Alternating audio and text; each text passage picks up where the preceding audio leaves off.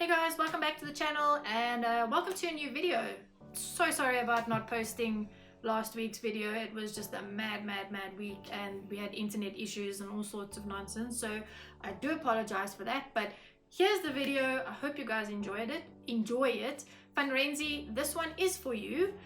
So if you are watching, please do pop us a comment down below, give us a thumbs up, let me know if we're on the right track. So the last video I posted, I actually mentioned Funrenzi's comment down below. If you did miss that, you can go check it out. Click this card above here and it will take you straight to that video where you can go see what Funrenzi's question was. But to save you the trouble, in case you don't want to go there, Funrenzi asked basically what are the things that she needs to know before getting her first horse. She will be getting her first horse in December, and we're going to help her out and point her in the right direction of things she needs to know and be aware of before before the horse actually arrives at her property or she takes it to a stable yard. Funrenzi, I'm not sure which one, so I will elaborate on both or let you know what applies to both in what situation. But before we do that, let's watch the intro.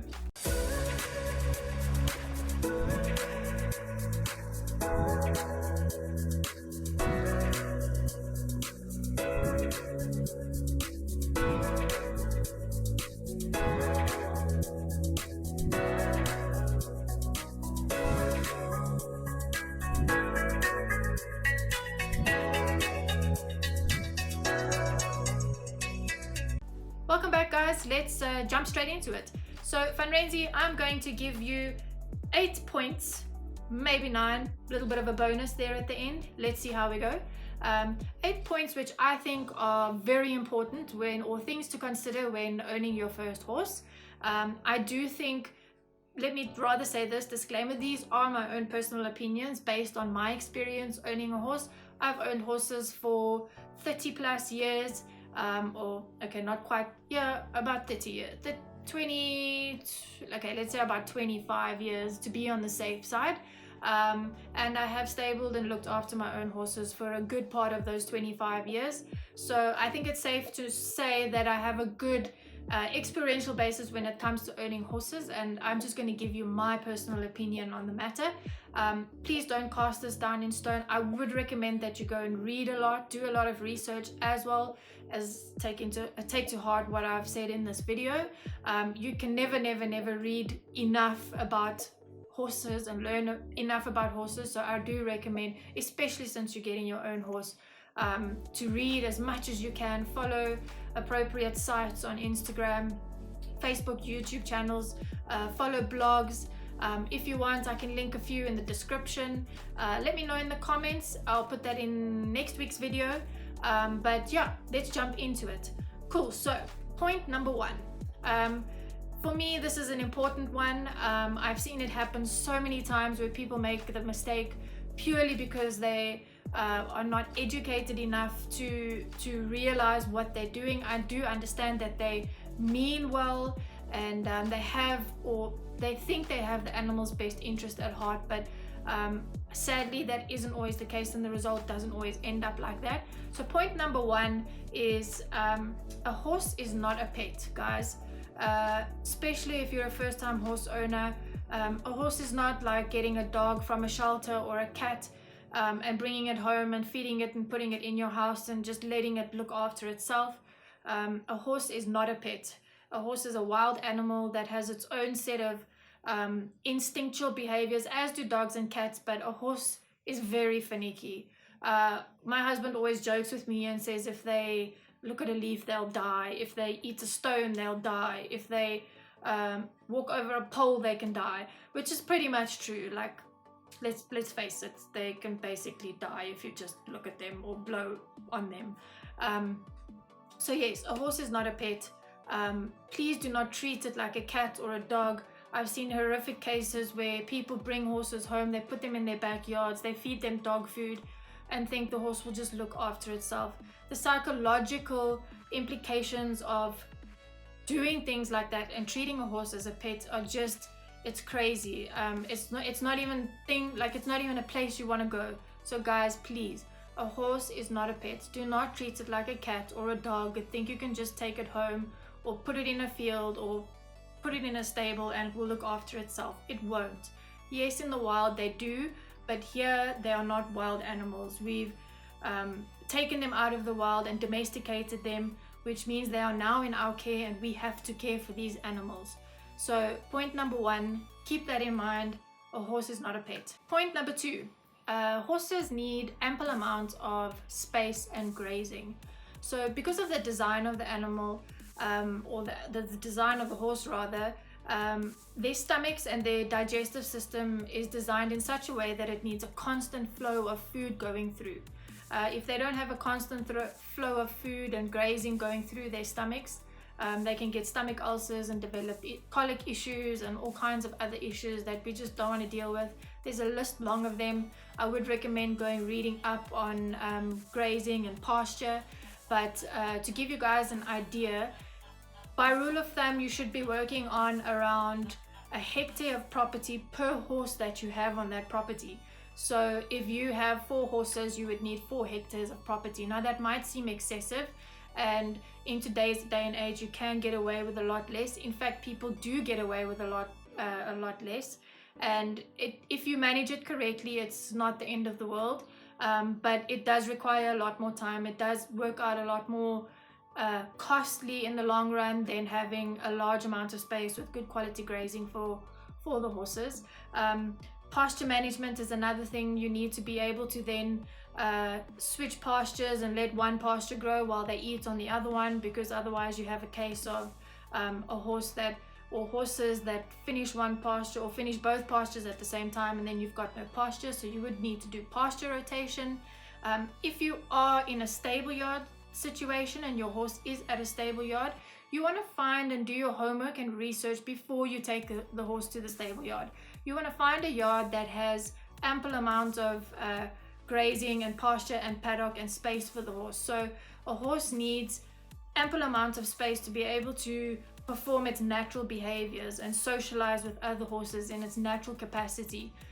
They need to be able to flee from dangers or perceived dangers or things that give them a fright or things that they perceive as threats. They need to be able to remove themselves from those situations. And if they're cooped up in paddocks without means to get away, it does become stressful, and they do develop psychological anxiety issues. Some even go as far as developing stereotypical issues, which we'll get into in another video.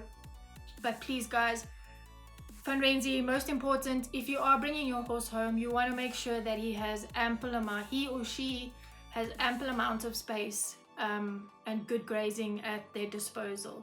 You also want to make sure that you drip feed them, so if they're in a paddock situation and you don't have access to full-time or 24/7 or half-day grazing, you want to be able to make sure that they have enough hay, an ample supply of ad-lib hay.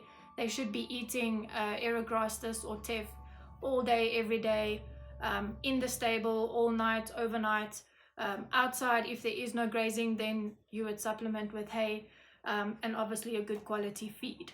Number 3, you want to have a stable especially here in South Africa, you want to have a stable or a adequate shelter as such.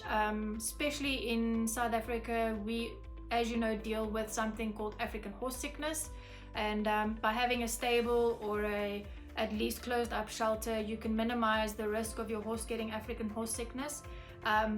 In any case, one of the basic needs of a horse is a shelter for them to protect themselves from heavy weather conditions, excessive temperatures, that type of thing. But here in South Africa, I think we mainly use it for horse sickness protection. African horse sickness is a huge deal in our country.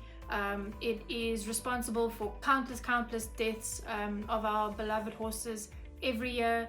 The reports and the numbers keep pouring in.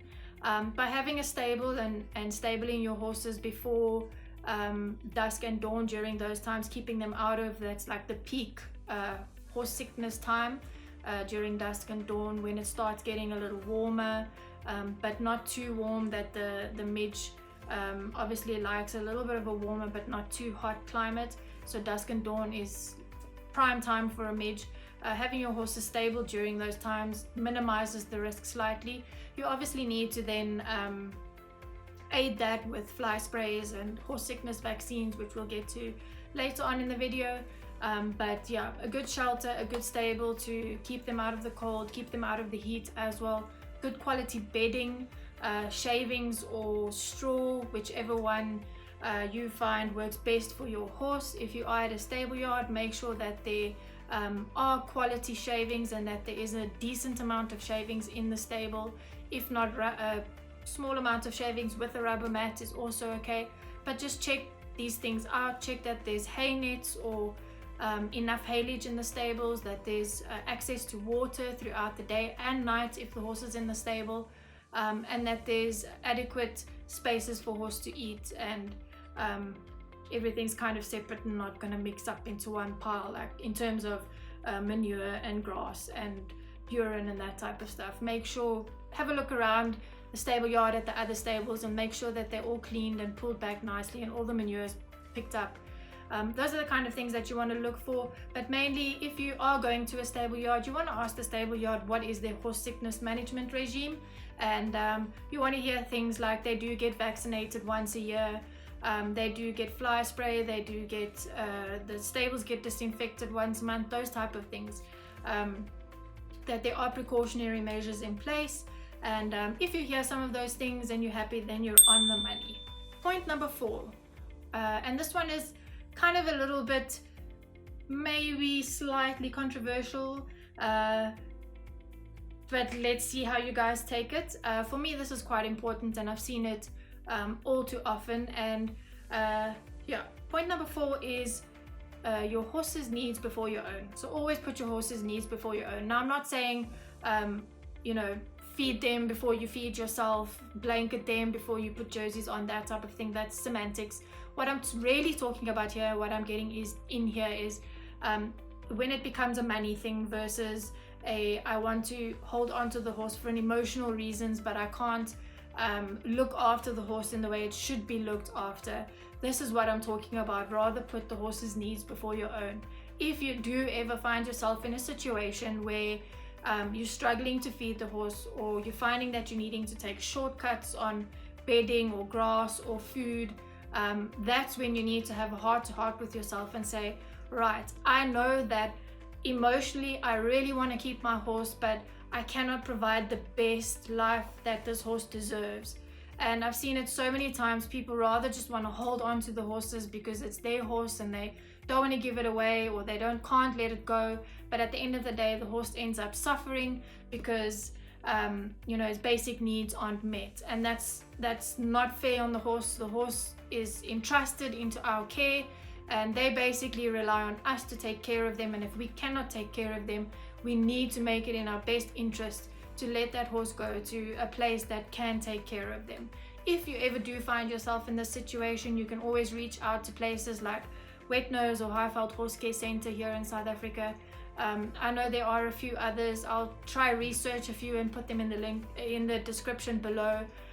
Reach out to get yourself onto community groups and ask if anyone's willing to either help with food or grass or board and lodging, or able to just take your horse for a while until you sort your situation out. But guys, please don't think that you need to or have to hold on to the horse for your own selfish emotional reasons. Remember that that horse does need to be taken care of, and it does need to have its basic and psychological needs met. So when it comes to that, please guys, your horse's needs before your own. Point number 6, saddle fitting, equipment and tack. This is a huge one, especially for first-time horse owners. Oftentimes when you guys come out of a riding school scenario and you're getting your first horse, you're either taking it to your own house or to another stable yard.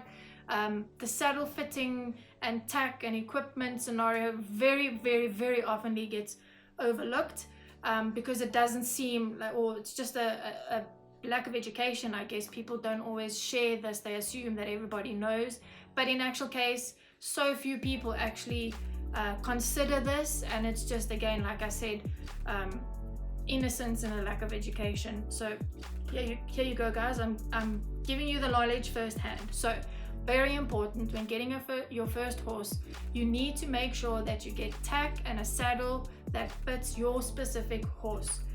borrowing a saddle or getting a saddle from somebody else might not necessarily fit your horse. You would need to get a saddle fitter out with a bunch of saddle options that will come. The saddle fitter will come and fit them specifically to your horse. So it's important that you get a saddle fitter out to come either fit the saddle that you have, and they'll be able to tell you yes it fits, no it doesn't. They can make a few adjustments and then it will fit, or you would have to get a new one. So don't just assume that any saddle will fit any horse. That is definitely not the case, and you can do so much damage, long-term damage in fact, by riding a horse with a saddle that doesn't fit. Bridles and bits, same thing guys. You need to make sure that your bridles and bits fit those horses perfectly. Bits can do a lot of damage if they're not fitting correctly. Bridles can become dangerous if they don't fit correctly. You want to make sure that all your tack and all your equipment fits your specific horse. If you do change horses, the same process needs to be followed. New tack, new saddle, new fitting, unless otherwise stated. So unless you get a saddle fitter and they say your current tack fits that horse. So very important guys, please. You can do so much damage by riding a horse with an ill-fitting saddle. So Fanrenzi, to answer your question about where to get tack and saddles and equipment and stuff, there are various amounts of tack shops. Sorry, that just slipped my mind. There are quite a few tack shops in and around Pretoria, Joburg, Cape Town, wherever you're from, Bloemfontein. Each of the provinces, they all have tack shops where you can go and buy saddles, riding equipment, saddle pads, anything you can think of you can buy at a tack shop. Feed shops as well. Just Google or ask around in your equestrian community. They'll be able to point you in the right direction of where the best tack shops are, where the best food shops are. The one thing I do want to mention very specifically about tack and equipment, guys, cheaper is not always better. In Afrikaans there's a saying that they say goedkoop is duurkoop. To translate that in English for my European folk or American Australian folk, that means that buying cheaply ends up being more expensive basically. So like I said, there are no shortcuts when it comes to owning and caring for horses. Same thing applies when you buy equipment. Please don't fall into the trap of buying these starter saddle bridle kits. The deals look very attractive. I will see if I can actually put a picture in here for you guys just to give you an idea of what I'm talking about. A lot of tack shops and stuff have these first time starter kits available where you get a saddle and a bridle and a saddle pad. I think sometimes they even include boots or a helmet or something, and it looks great and the advert is great, but guys, please don't fall into this trap. Like I said before, you have to fit your saddle to your horse, and in this case these starter kits are the cheapest of cheapest quality you can get. The saddles are most likely made in India and imported here. They are made out of substandard material. There's lumps and bumps all underneath. The flocking's not done properly. It really is made cheaply. You don't want to go down that route. 10 to 1 it's not going to fit your horse because they use one template, they mass produce them, and they sell them on the market very cheaply. That's how they're able to sell them. And people see, oh, they're nice and cheap, it's 1,500 or 2,000 rand, I get a saddle and a bridle. Please guys, don't fall into that trap. You don't want to buy something like that. It will end up hurting your horse, and you're just going to have to spend money to buy something decent in the long run. You also will struggle to sell these things, and you don't want to sell something on that you know is going to be of no benefit to the next person that buys it. So here's the picture. Again, if I haven't put it in already before, please guys, don't fall for this trap. Like I said, goedkoop is duurkoop. You don't want to buy cheaply. Some things you can get away with, things like hoof picks and brushes, that type of thing. It's not going to physically have an impact on your horse, but when it comes to saddles and bridles and blankets and food, that type of thing, guys, please, you don't want to go the cheap route. I'm not saying go all out and buy the most expensive thing. Just be aware of what you're buying and use your brain a little. Just buy something in between, and if it looks like it's cheap and nasty, don't buy it. Okay, on to point number 7. Access to good veterinary care professionals and specialists. So this is very important, and this is something to consider before you get the horse, that there will be yearly veterinary costs, especially when it comes to horse sickness. You do need to vaccinate your horse against this once a year. It doesn't mean that your horse is free from the possibility of getting horse sickness, it just minimizes the risk. But things like that can be expensive. If the horse does injure itself in the paddock or nicks itself in the stable and needs stitches, these things do become expensive. Vet bills are no joke, and this is something you need to be prepared for and something you need to consider. If you know up front that you'd never be in a position to pay a 6,000 Rand vet bill, then I do think it's a serious conversation you need to have with yourself, to kind of weigh up the options and say, do I want to potentially take the risk on of getting into that position, and is there a way that I can get myself out of it? Nowadays the vets do become quite flexible, and they do allow you to pay off vet bills, but sometimes it depends what vet you get and where you go. Sometimes they don't allow you to pay off vet bills, and you have to just lay down 6,000 Rand right then and there. Hopefully, if you do go ahead with it, that's not the case, and you have horses that take care of themselves and are not injury prone or sickly. But it does happen. If you happen to get a horse that is a chronic colicker, that has ulcers or something, and every second day or once a week they have colic, and you get the vet out, it's about roughly between 1,500 and 2,000 Rand a shot. It adds up, guys. Once a week, it's not a nice thing to deal with. So please, up front, make sure that you have a little bit of money stashed away in case you do need it for a vet bill. The other thing is, you should be looking at doing your yearly checks with your physio, your dentist, your saddle fitter, and the chiropractor. These are all things that are kind of your basics when getting a horse. Well, yeah, they're kind of your basics when owning the horse and kind of progressing in your riding career and stuff. The horses change shape, so saddles need to be refitted. I recommend doing it at least once a year, or 6 months to once a year, depending on how your finances look. It is a good idea to get the physio out, to give them the once over every 6 months. Depending on that, the physio will advise if they need the chiro or not. Chiropractor is also a good idea, just to get all their bones back in alignment, especially if you do have a competition horse and you do compete a lot. It's a very, very good idea to have regular physio follow-ups and regular chiro. Dentist as well, 6 months. You can push it to once a year. I do mine once a year and I don't have any problems. But those are things that need to be done regularly, and those are things that you need to kind of budget for and bank on. It is important. These do need to be maintained. So guys, something to think about before you get the horse.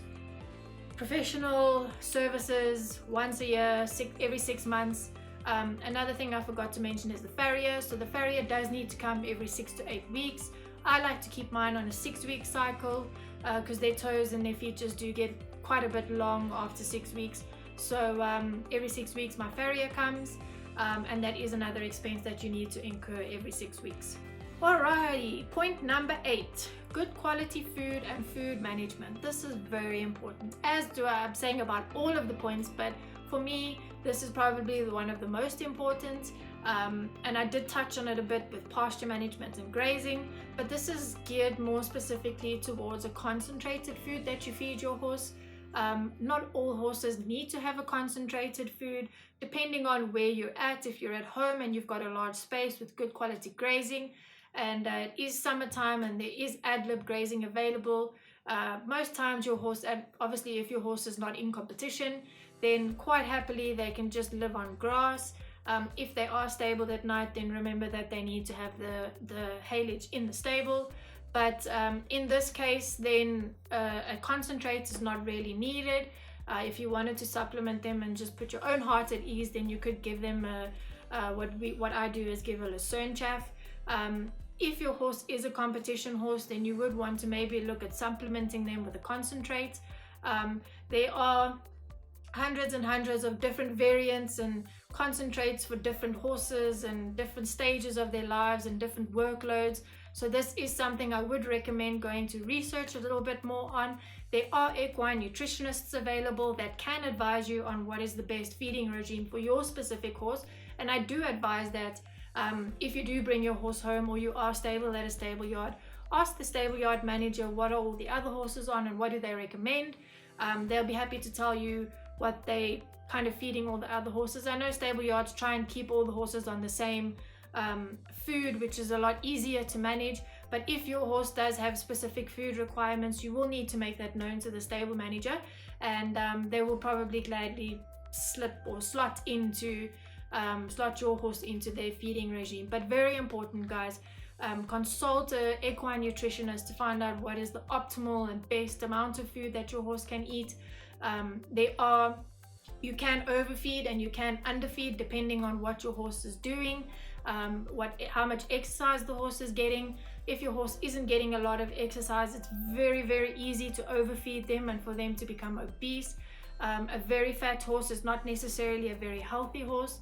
Overweight horses can develop things like laminitis, and that's just a gauntlet you don't want to go down, and can be difficult to treat and flare up, and it's just rather just don't go there, guys.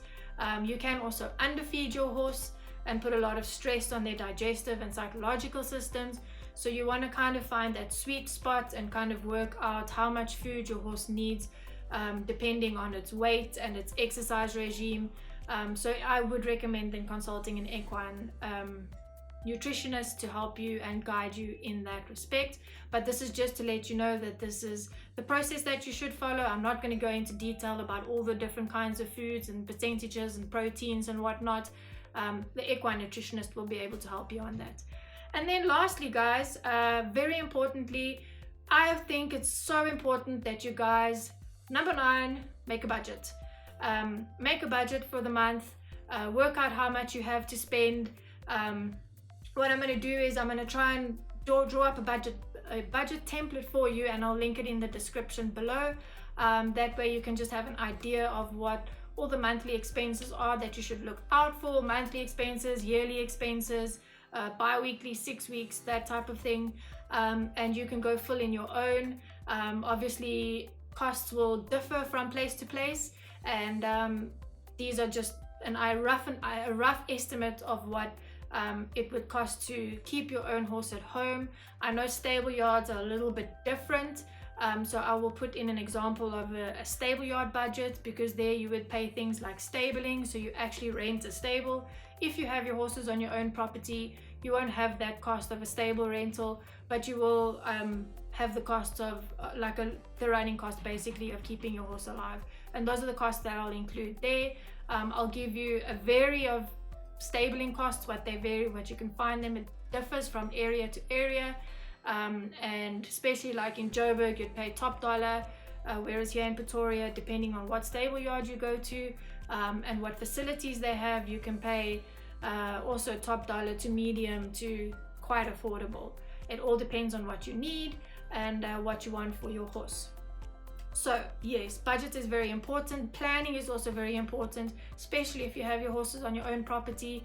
You need to plan well in advance what you need for the month before, because you don't want to be running out of food or running out of grass, and thinking that you can just leave them for 3 days, they'll be fine, and then when you get grass or get food again, pick up where you left off. Unfortunately, you cannot do that with horses. You can't break the feeding cycles. Like I mentioned in the beginning of the video, they need that constant supply of food going through their stomachs. So it is important to plan ahead and make sure you have enough stock available for the month, for the next month, well in advance. Cool, guys, that's it for our video. Funrenzi, I hope that I helped you, and I hope that I answered some of your questions. I will in the future do a tutorial about grooming that will most probably be in the online course. So when that is up and running, I'll let you know. I do hope that everything was covered enough, and please let me know in the comments if this helped you at all. If you do have more questions, you're welcome to head on over to my Instagram and pop me a DM, and I'll gladly answer you there. If anybody else has something that they want me to do a video on, again, please head on over to my Instagram and pop me a DM, and we'll have a chat there, and let's see what else I can help you guys with. It was a little bit of a different video, a bit of a chatty video, so let me know as well in the comments if you like this type of video. I know it's like a lot of information overload, but I would like to know, I would like your guys' feedback to let me know, did you enjoy it, did you get value out of it? But yeah, again, I'm ramblings on, sorry, I do this all the time.